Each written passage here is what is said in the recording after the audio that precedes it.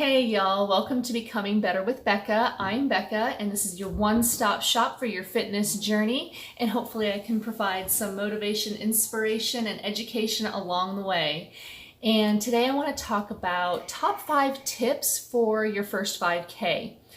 I got to thinking about this because I'm going to be running my first 5K race since my injured calf.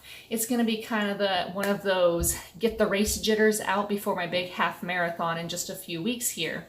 So it got me thinking about what happened during my very first 5K. Oh, that first 5K.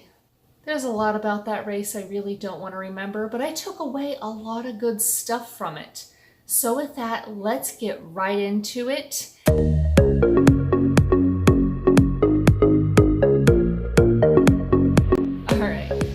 So this is going to be your top 5 list for things that maybe I can impart to you, for things you might encounter along the way for your first 5K race. Getting started right away with number 5 is going to be get a buddy. If you don't have anybody that runs or is looking to run with you during training and during the race, at least surround yourself with a good support system.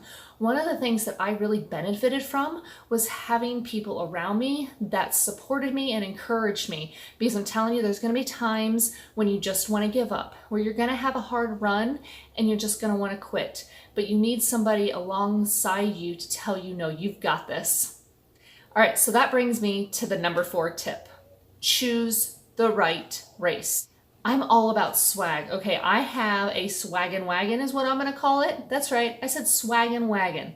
Yeah, I should technically be running it because I love running it, woo!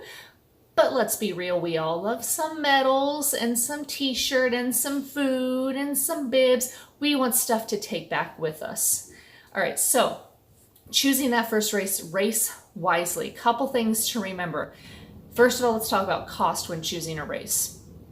Typically, you won't see me pay anything over $30 for a 5K.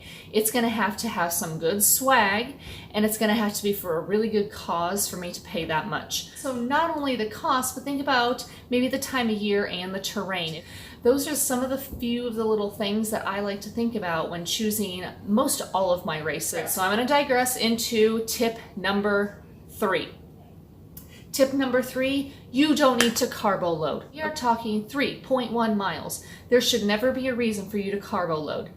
But if we're talking about nutrition and running and fitness, please make sure that you are giving yourself nutrient-dense foods. Your body still is going to need carbs, but let's get those carbs right. Okay, we're not talking about the night before we're gonna eat a bowl of spaghetti, or that means, oh, I'm running now, I can have cookies and bags of chips, and I can have candy bars, and I can have a half gallon of ice cream. No, that is not what I'm talking about when I'm saying healthy carbs. Healthy carbs are your whole grain brown rice, your green vegetables, fruits. Those are the kind of nutrient-dense carb foods that I am talking about in this.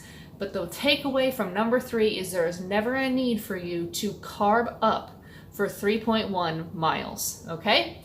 All right, number 2 in my top 5 list of 5K tips, have yourself a game plan.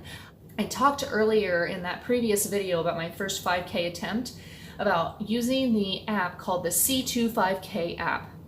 And you'll see here it is very easy to use. It walks you through the plan, the days that you're going to be running. If you run with your phone, it's going to alert you when to walk and when to run. So get that app. It worked wonders for me, and I suggest it to anybody who's looking to go from not running at all to a 5K. Which brings me to my number 1 tip of my top 5 tips for running your first K. Shoes, people, shoes. We are talking support giving, cushioning shoes that are designed for the sport that you want to do. I made a big mistake and I thought I just need a tennis shoe, correct? So I got online, I found a cute pair of Asics. They had fun colors. They said running, in the description, I thought I'm good to go. Bought them, tried to run in them, and still to this day believe that was part of my knee problems I had for a couple years when I started running. It was in the wrong shoes. Do yourself a favor, do your feet a favor, and get yourself fitted in the proper running shoe for your foot and for the kind of running that you plan on doing. All right, so there you have it, my top 5 tips for running your first 5K. I have a few more I could give you, but I think we'll keep it to 5, except for this bonus. Race day jitters exist.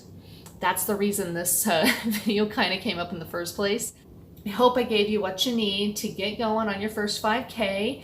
I'm excited that I'm running one after not having run a 5K race since my trip to Baltimore a year and a half ago. So this should be exciting. All right, so if you liked what you saw, maybe I helped you out a little bit, give me a thumbs up. Click subscribe if you haven't already done that. Go ahead, click that bell and get some notifications of when we have new videos coming out. And until then, don't forget to go get it.